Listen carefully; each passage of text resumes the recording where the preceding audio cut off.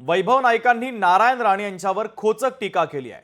विशाल परबांच्या भाजप पक्षप्रवेशावरून त्यांनी टीका केली। सिंधुदुर्गात भाजपाला कोणाला घ्यायचं हे मी ठरवणार।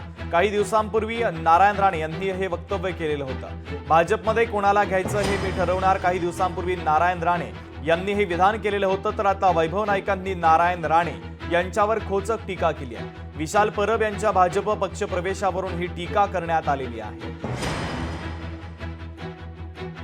शिंदे गटात सोडा, भाजपमध्ये सुद्धा त्यांची ताकद नाही हे कालच्या विशाल परबांच्या स्टेटमेंट प्रवेशावरून दाखवून दिलं आहे।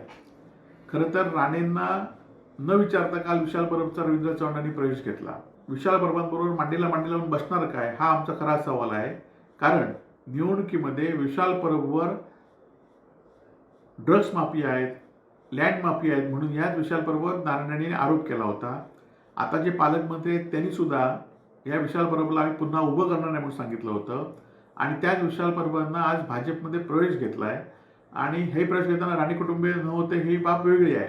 परंतु राणेंची भाजपमध्ये काय ताकद आहे ही कालच्या प्रवेशावरून दिसून आली आहे। लोकशाही मराठी ऐका, पहा, जागरूक रहा।